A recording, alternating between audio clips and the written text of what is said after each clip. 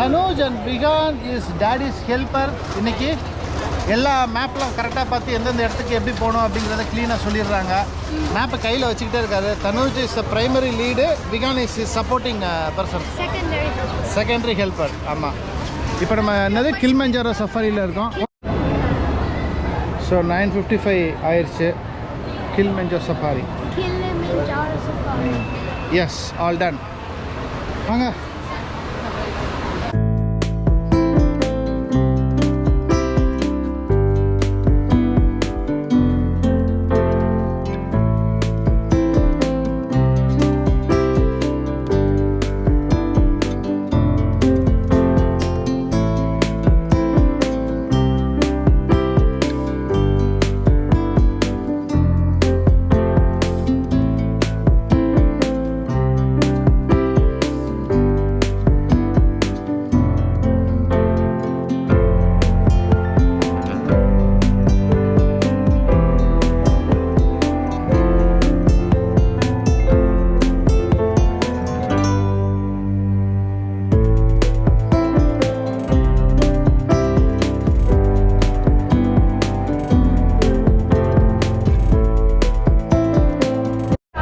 So இப்படி தான் boarding இருக்கும். ஒரு கார் மாதிரி ஓட்டுறாங்க.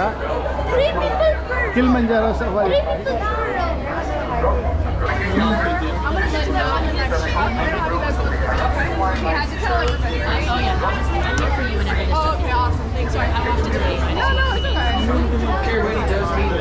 So welcome everybody, Savannah, all the way to the room for everybody as we have a full load today.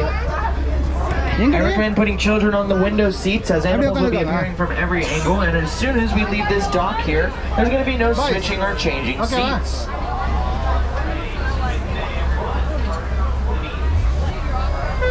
Asante Sana award, and Asante Sana means thank you, and another one we say here in Harambe is Twin Day. Twin Day means let's go.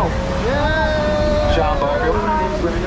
Safari guide for today. Now while we're out there in the reserve, I have just a couple of safety reminders. Number one, my most important rule is to stay seated at all times, keeping all hands, arms, feet, and legs inside the truck.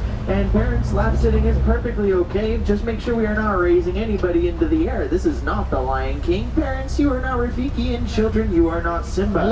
So let's not raise anybody up in the air, as these are wild animals, and wild animals are unpredictable. That being said, this is their home, and we are the visitors. So this is my rule number 2. No heckling, harassing, any kissing noises, trying to get their attention in any way, shape, or form, as that's only going to make these animals uncomfortable, as we don't want anybody else coming into our homes and doing that to us. So let's keep this same respect towards these animals here. Now, as we head on to the reserve here, we are entering the Little Turi Forest. Little Turi Forest is home to a plethora of different animals that tend to be more shy and reclusive, so we need to keep our eyes open, as these animals will tend to be more difficult to spot.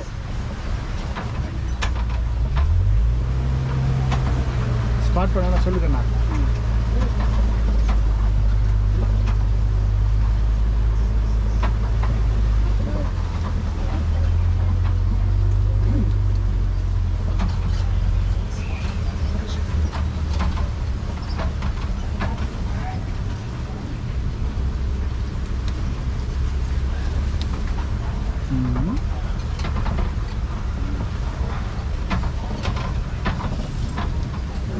Anything over here, like I said, they're very difficult to spot, these animals.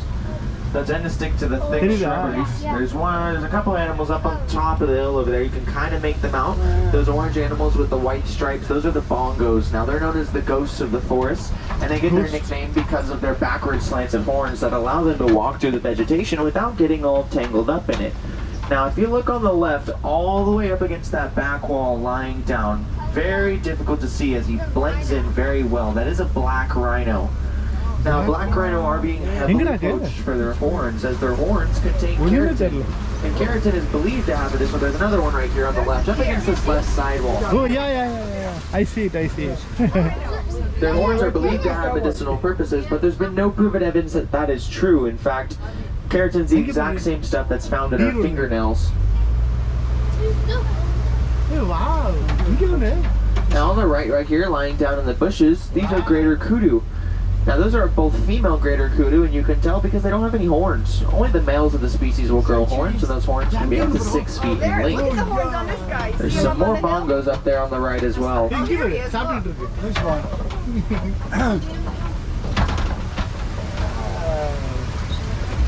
Super, la? Aren't they just the cutest things? We'll send you pictures to look too. You can get 'em.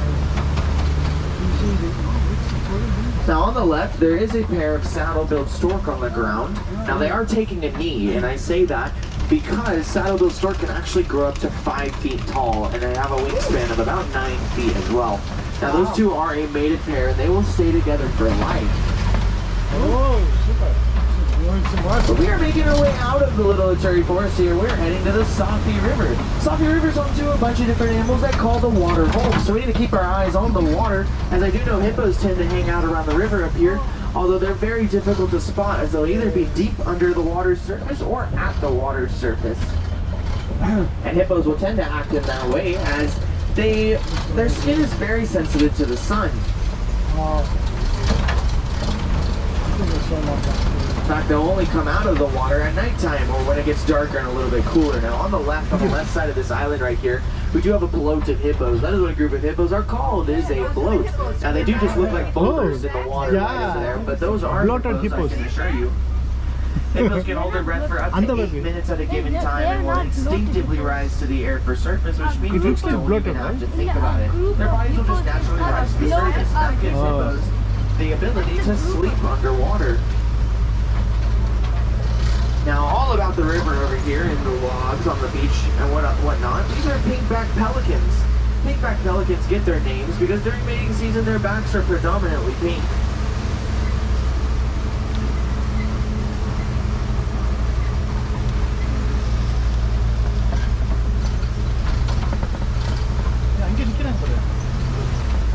Hiking, huh? Now, as we cross the bridge here on the left, we are passing Nile crocodiles. Nile crocodiles can grow up to 16 feet in length and have one of the strongest bites in the animal kingdom. They're also opportunistic feeders, though, and will eat just about whatever comes across their path, no matter how big or small.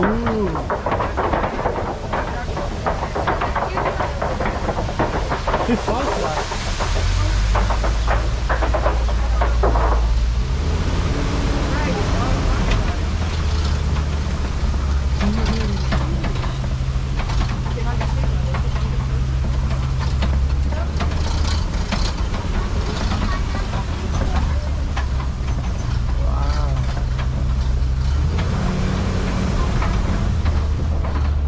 How bumpy are they? Bumpy.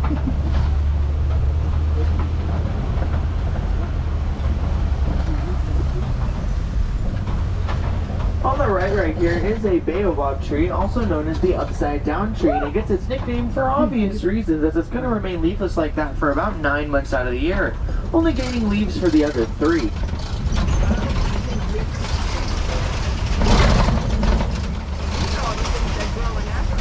As we come off the hill here, we are entering the Savannah. Now, this is one of the most beautiful views in the entire reserve.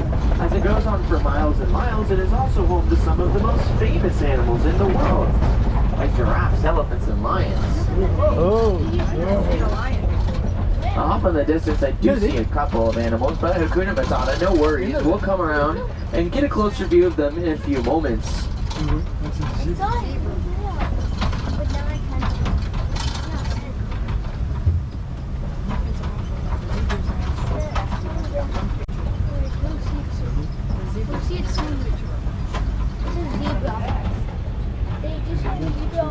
yeah, zebra is there.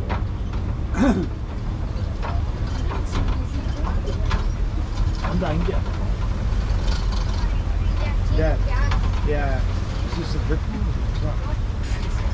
On the left, lying down in the grass right over there, you'll see a pack of African wild dogs, also known as the painted dogs.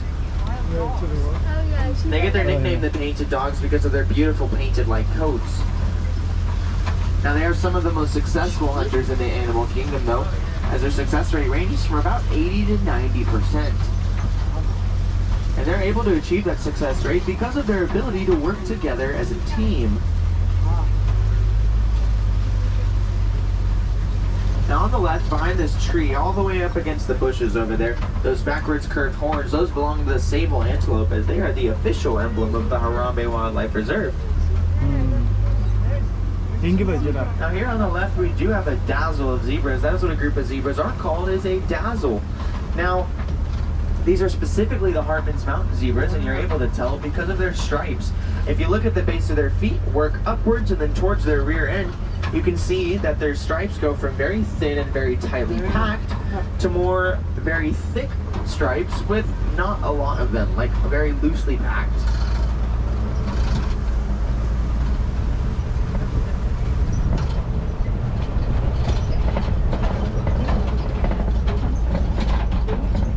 Look, a human. It's a human. Say cheese.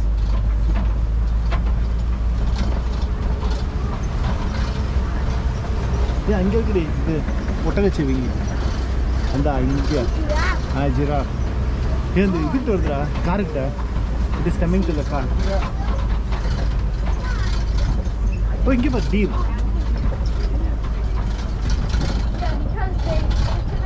Now on the right here, by these termite mounds, you'll see some very small antelope with the white bellies. Now those are springbok. Springbok get their name because of their ability to spring up into the air repetitively in order to avoid predators, much like a spring does. Wow. They can jump as high as 6 feet and as far forward as 13 feet and are among the top 10 fastest land animals on the planet, as they can reach a speed of up to 60 miles an hour. And the size that they are is about as big as they'll ever get. Come on, do something.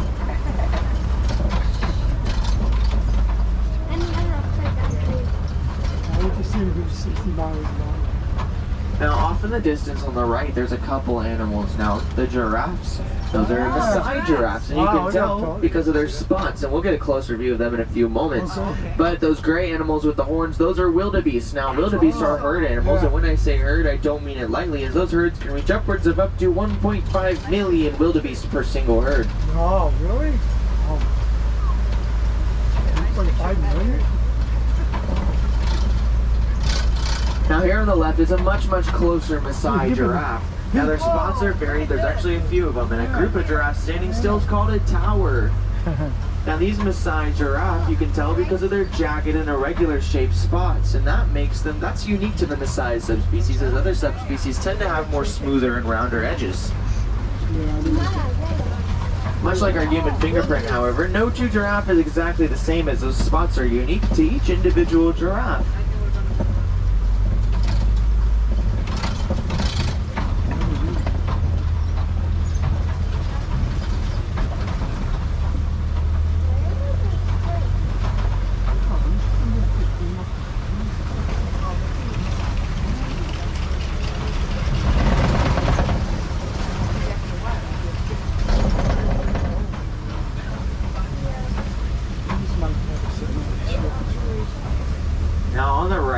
You'll see an African elephant.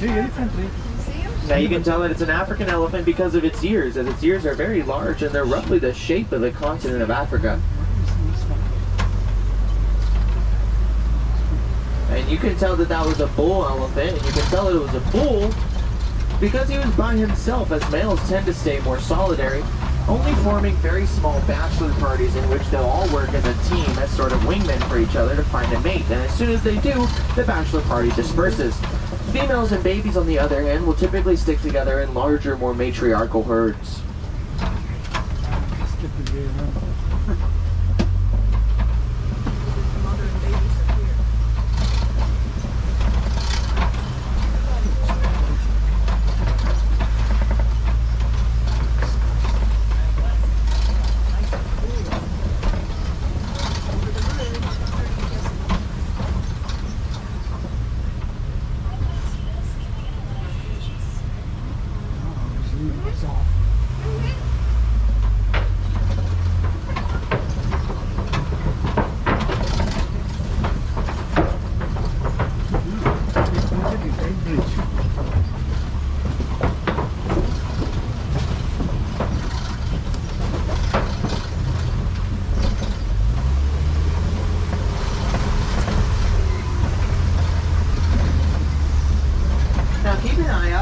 side of the truck as we are passing through some red clay bits here.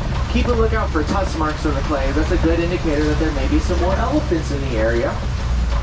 That's because elephants will scrape their tusks along the clay in order to extract nutrients and minerals that are found within. So it's kind of like they're giving themselves a vitamin by scraping their tusks.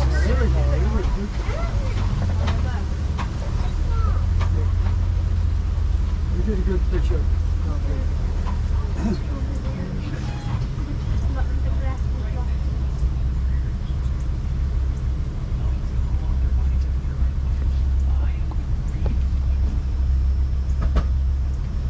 Does look like we're holding here for just a moment.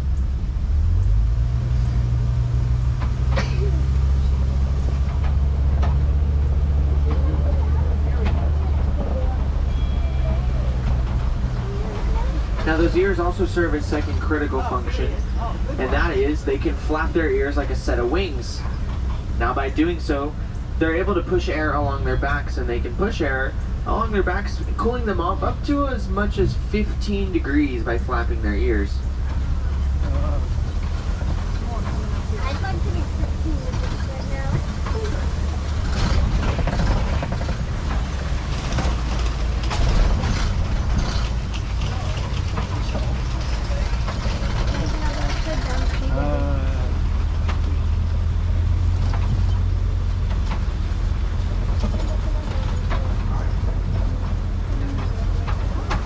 Elephants also have another unique way of cooling themselves off, and they're able to use their trunks to do so. Elephants, when it gets pretty hot outside, they like to come up to bodies of water and put their trunks in it and fill their trunks with water, and then they'll spray it on themselves like they're giving themselves a shower. That's a good way to give them like a cooling mist, much like the fans at Disney that have that water underneath them that you can turn on and spray on yourselves. On the right, there's some more wildebeest lying on the ground.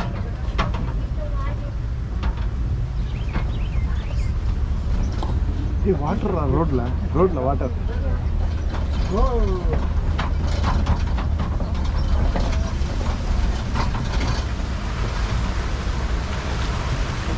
Get river. Hey, elephant. On the left, you can see some more African elephants.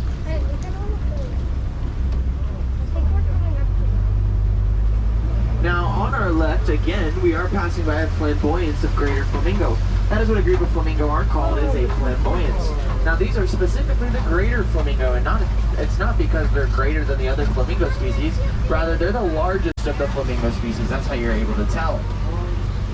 Now, when they're initially born, though, they're completely gray as their feathers have no coloration. It takes about 1.5 to 2 years of eating their main diet, which is the brine shrimp, in order for them to develop that pink pigmentation in their feathers. Did you know that?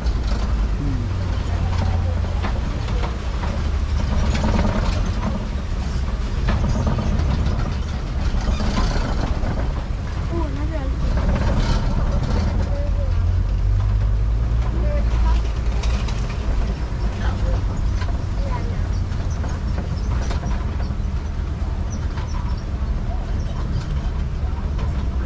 I'm not seeing any animals over here, so we're going to keep on moving, although I do see some mud pits. And that's a good place to look if you're looking for rhinos, as rhinos tend to roll around in the mud, giving themselves a thick layer of mud over their skin that acts as a sort of sunscreen for the rhinos.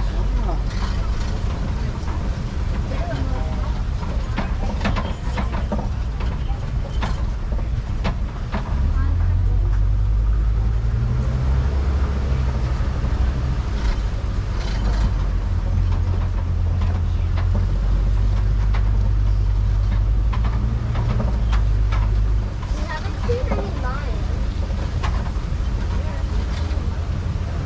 These mud pits right here look like they've been traversed through as well, so see if we can get a little bit lucky here.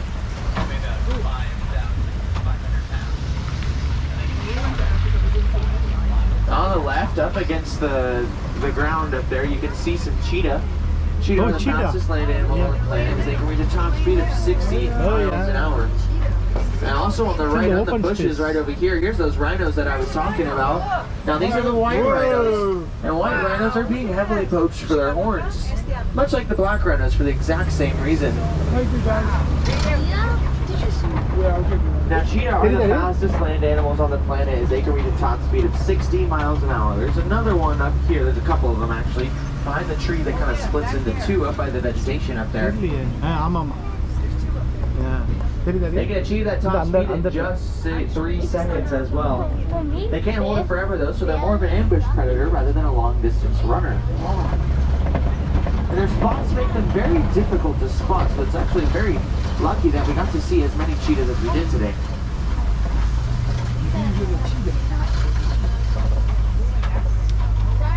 Now in front of us here is a Kopi rock formation. Kopi rock formations are a good place to look if you're looking for other animals, as these animals tend to love getting up into higher spaces and getting an elevated view of their surrounding area. Now right here on the right in the bush, these are water buck. Water buck drink lots and lots of water, an unusual amount of water as you could say, that would typically only ever be found near sources of water. Now on the left there is the African lion. That's to typically inhibit Kopi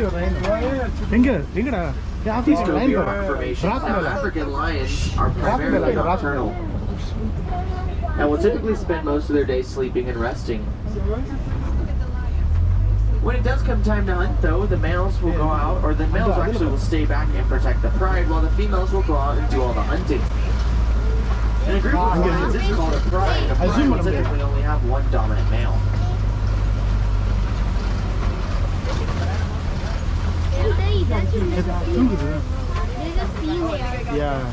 And a male.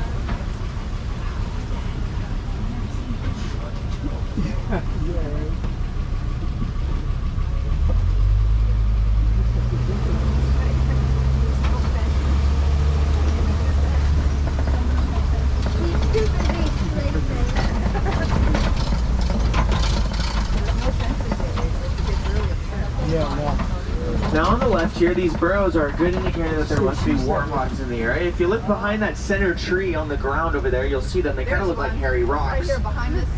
Now, these warthogs will dig these burrows out with their tusks and then back into them with their tusks facing outwards, and that's to serve as a warning sign to any potential threats or predators to stay away.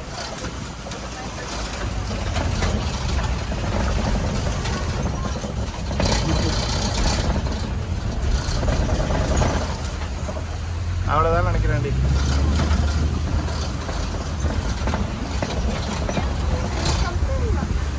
On the left, we are passing the warden's post, and he does have his goats out today. Now, these are Nigerian dwarf goats. They provide a perfect example of a symbiotic relationship between the warden and the goats here, as the warden will provide the goats with the safety and shelter of his property, and in return, the goats will provide the warden with the sweet, nutritious milk and cheese that they produce.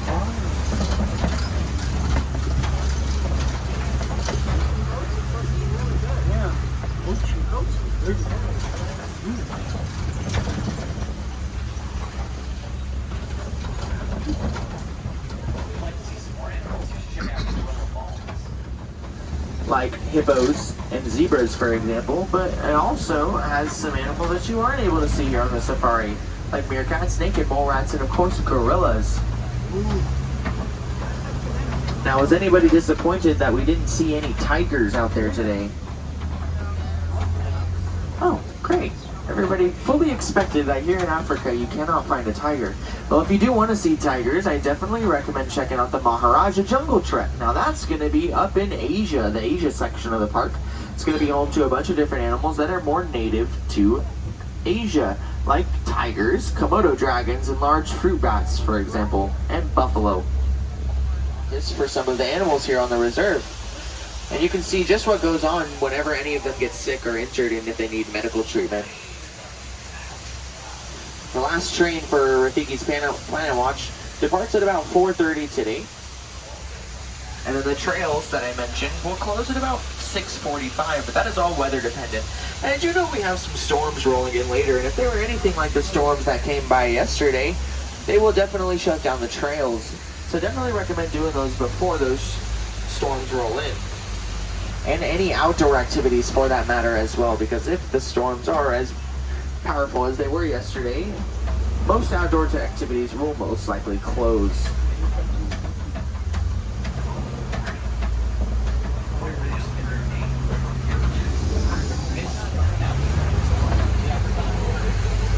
Now, a lot of the animals we did see here on the reserve today are endangered in some way, shape, or form, and the best thing that we can do here at Harambe Wildlife Reserve is to spread awareness and educate